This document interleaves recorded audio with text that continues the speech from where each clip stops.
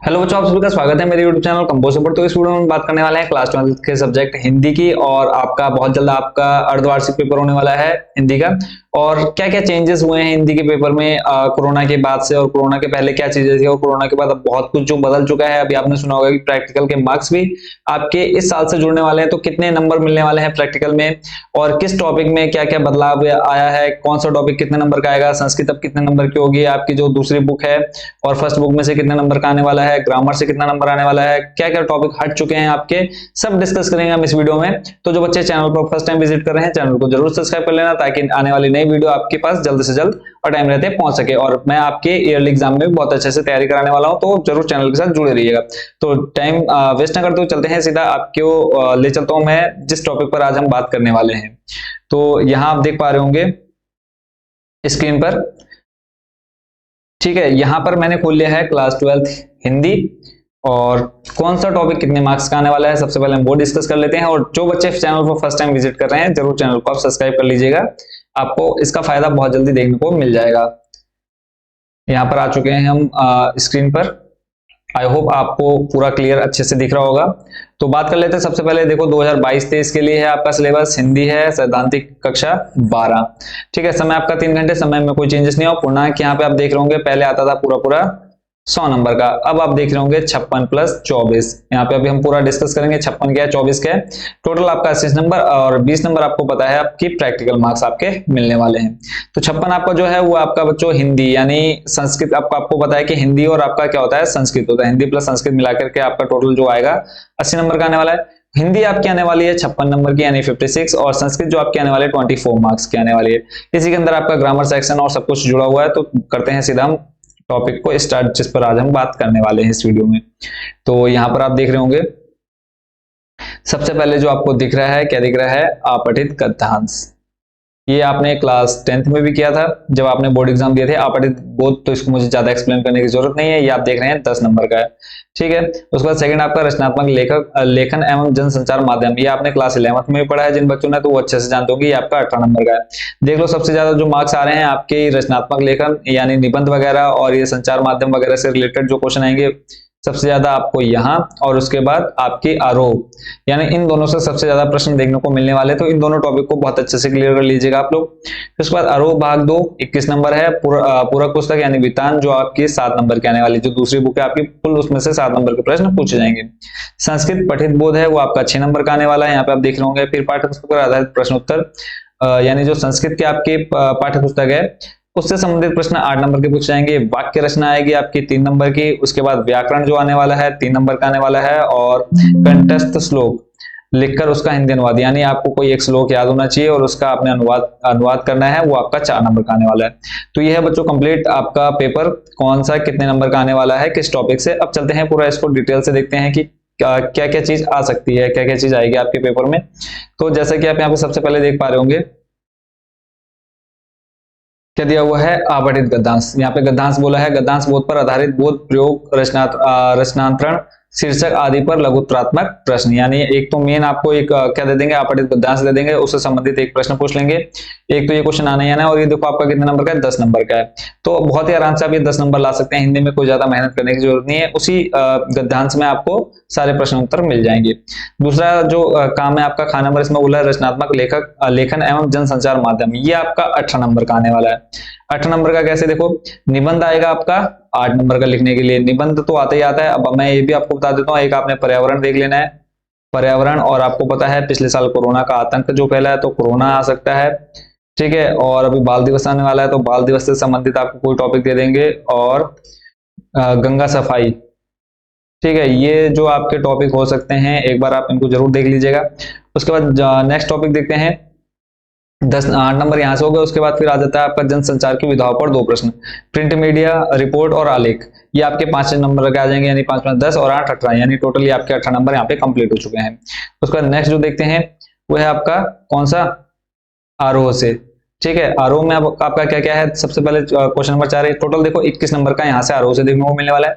2 काव्यांशों में से किसी एक पर अर्थ ग्रहण के 3 प्रश्न, यानी एक आपको कविता दे देंगे और उससे अर्थ ग्रहण, यानी उसका अर्थ आपको पता होना चाहिए, तभी आप उस प्रश्न के आंसर दे पाएंगे। एक तो आप कविता था, कविता का नाम जरूर याद कर लीजिएगा। 1 नंबर का आपका आना ही आना है, 100% लिख करके दे देता हूँ। ठीक है, आपने 10th में भी देखा होगा कि आपके एग्जाम में ये सब देखने को मिलता है। फिर एक काव्यांश के सौंदर्य बोध पर एक प्रश्न, भाव अथवा शिल्प, यहाँ पे आपको भाव लिखने के लिए आ सकता है और उसका सौंदर्य करीकरण करने के लिए भी आ सकता है। तो जो चौथा नंबर है वो 5 नंबर और जो उसके बाद 5वां नंबर है 2 नंबर का।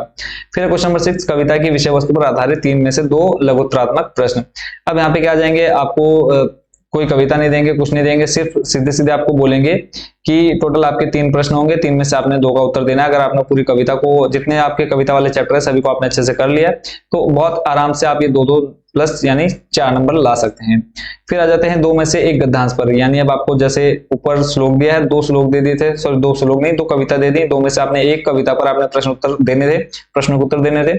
वैसे आपको क्वेश्चन नंबर 7 है, यहाँ पे आपको कितने 2 आपको क्या दे देंगे, गद्यांश से 2 कहानियां दे देंगे, दोनों कहानियों में से किसी एक कहानी के प्रश्न उत्तर आपने करने हैं। ठीक हो गया, इतना क्लियर हो गया। चलते हैं फिर नेक्स्ट टॉपिक पर। नेक्स्ट टॉपिक आप देख रहे होंगे क्वेश्चन नंबर 8 पर। यहाँ पे आपको कहा है पाठों की विषय वस्तु पर आधारित 3 में से 2 बोधात्मक प्रश्न। अब यहाँ पे आपको जितनी आपकी कहानी वाले पाठ हैं उन सभी में से आपसे 3 प्रश्न बोलेगा और 3 में से आपको 2 प्रश्न का उत्तर देना है। तो टोटल 4 नंबर यहाँ, 6 नंबर यहाँ, 4 नंबर यहाँ, तो टोटल 21 नंबर यहाँ पे आपके कंप्लीट हो जाते हैं। कौन सी बुक से, आरोह से। ठीक है, आरोह भाग 2 से कंप्लीट हो चुके हैं। उसके बाद नेक्स्ट चलते हैं आपकी दूसरी बुक पूरक पुस्तक वितान। अब यहाँ से आपका कितने नंबर का पूछे जाने वाला है उसको मैं आपको दिखा देता हूँ। वितान से मैंने आपको स्टार्टिंग में कहा था टोटल 7 नंबर का आना है। 7 में अब क्या क्या आना है, पहले तो आना है विचार संदेश पर आधारित 4 में से 3 लघुत्तरात्मक प्रश्न, 1-1 नंबर के 3 प्रश्न यहाँ आपको देखने को मिलेंगे। फिर विषय वस्तु पर आधारित 2 में से 1 निबंधात्मक प्रश्न।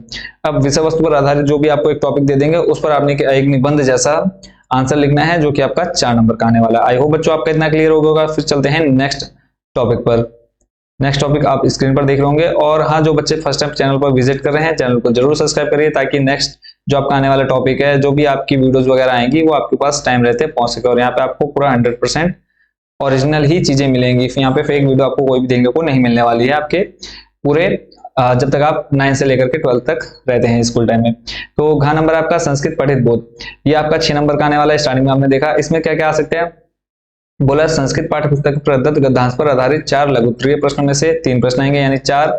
जैसे आपने देखा कि ऊपर 2 कविता, 2 में से 1 कविता के प्रश्न उत्तर देने हैं, वैसे यहाँ पे आपको क्या आ जाएगा, 2 आपको गद्यांश दे देंगे, 2 में से किसी एक पर क्या करने हैं, 4 प्रश्नों के उत्तर देने हैं। 4 में से 3 जो कि आपके 1-1 नंबर के रहने वाले हैं।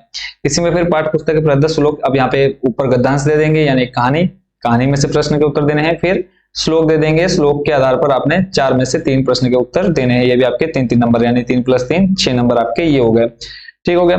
नेक्स्ट आपका नंबर संस्कृत पाठ्य पुस्तक पर आधारित प्रश्न। अब आपकी जो किताब है जिसमें कहानियां वगैरह है उससे जो प्रश्न पूछे जाएंगे, टोटल कितने, 4 प्रश्नों के संस्कृत में पूर्ण वाक्यों में उत्तर देने हैं। टोटल 6 प्रश्न आपसे पूछे जाएंगे। यहाँ पे आप देख रहे हैं 6 प्रश्नों में से आपने 4 के उत्तर देने हैं। तो जो 4 प्रश्न होंगे आपके 2-2 नंबर के हैं, टोटल 8 नंबर। क्लियर। उसके बाद 4 नंबर आपका जो है इसमें जो आने वाला है बच्चों वो आप देख रहे होंगे 4 नंबर में संस्कृत वाक्य रचना। दिए गए सुबंत, त्रिदंत, अव्यय आदि से संबंधित 8 पदों में से 3 पदों को लेकर 3 वाक्यों की रचना करनी है। ये आप आई होप बच्चों आपने ये पढ़ लिया होगा, अगर नहीं पढ़ा तो इसकी वीडियो मैं ऑलरेडी दे चुका हूं, तो आप वहां जाकर के इस वीडियो को देख सकते हैं, लिंक मैं डिस्क्रिप्शन में दे दूंगा। तो 8 ऑप्शन देंगे, 8 में से 3 पर आपने क्या करना है, वाक्य की रचना करनी है। ये आपका 3 नंबर का यानी 1-1 नंबर का ये क्वेश्चन आपका रहने वाला है। नेक्स्ट जो आपका है संस्कृत व्याकरण, 6 नंबर जो आप देख रहे हैं। संस्कृत व्याकरण में क्या क्या है बच्चों, आपका समास, कारक, शब्द रूप, धातु रूप आदि से संबंधित लघुत्तरीय प्रश्न और विसर्ग, संधि, विसर्जनीय से सा, ससुजोषस, अतोरो, रपु, तादुलते। ठीक है, ये आपका 1-1 नंबर का आने वाला है यानी टोटल 3 है। यानी आपको जो समास, कारक, शब्द रूप, धातु रूप ये सब इनको आपने अच्छे से प्रिपेयर कर लेना है। ग्रामर सेक्शन को 3 नंबर की आने वाली है। ठीक है, अभी आपको ये 3 नंबर बहुत कम लग रहे होंगे, बट इंटर के बाद जब आप किसी भी कॉम्पिटिशन एग्जाम में बैठेंगे तो वहां आपको ये बहुत मतलब अच्छे से अगर आती होगी तो बहुत अच्छे नंबर आप ला सकते हैं एग्जाम में। उसका जा नंबर है श्लोक, ये आपने स्टार्टिंग में देख लिया था, कोई आपको श्लोक लिखना आना चाहिए और उसका हिंदी अनुवाद भी आपको पता होना चाहिए। 2 नंबर श्लोक लिखने के, 2 नंबर आपको अनुवाद करने के, टोटल 4 नंबर यहाँ पे आपको आराम से मिल जाएंगे। ठीक है, नेक्स्ट देखते हैं इसमें आपको किताबें कौन कौन सी बोली हैं पढ़ने के लिए, वो भी देख लेते हैं। निर्धारित पुस्तकें आरोह भाग 2, उसके बाद आप देख रहे होंगे वितान भाग 2, अभिव्यक्ति और माध्यम, संस्कृत पाठ्य पुस्तक। टोटल आपको ये 4 किताबें, अगर आप अच्छे नंबर लाना चाहते हैं हिंदी में तो 4 किताबों से ही, इन्हीं 4 किताबों से आपने पढ़ना है। उसके बाद कौन कौन से चैप्टर आपके हट चुके हैं उन चैप्टर को भी आप देख लीजिएगा। आई होप क्या आपके स्कूल में भी ये चैप्टर हटवा दिए गए होंगे। तो जैसे मैंने कहा है मूल्यांकन नहीं किया जाएगा। आरोह जो आपकी किताब है उसमें शमशेर बहादुर सिंह वाली उषा कहानी आपकी, सॉरी कविता आपकी हट चुकी है। चार्ली चैपलिन यानी हम सब, ये आपकी हट चुकी है। पहलवान की ढोलक, ये भी आपके सिलेबस से बाहर कर दी गई है, इसको भी आपने नहीं देखना है। वितान से डायरी के पन्ने, इतने आपके क्या हो चुके हैं, खत्म हो चुके हैं। इनका मूल्यांकन इस एग्जाम में आपके पेपर में नहीं होने वाला है, तो इनको आप बिल्कुल भी तैयार मत कीजिएगा। आई होप बच्चों आप इस पूरी वीडियो को आप अच्छे से समझ गए होंगे। अगर फिर भी कोई टॉपिक आपका क्लियर ना हो तो जरूर कमेंट बॉक्स में बताना कि सर ये चीज हमको समझ में नहीं आई, तो उसको आप अच्छे से एक्सप्लेन कर दीजिए। ठीक है, तो फिर से एक बार आपको बोलता हूँ, जो बच्चे चैनल को फर्स्ट टाइम विजिट कर रहे हैं चैनल को जरूर सब्सक्राइब कर लेना, ताकि आने वाले जो भी आपके पेपर हैं उनकी तैयारी भी आपकी अच्छे से हो जाए। बाकी आप सभी को बेस्ट विशेष आपके हाफ ईयरली एग्जाम के लिए। मिलते हैं नई वीडियो में नए टॉपिक के साथ। Thank you so much watching for this video.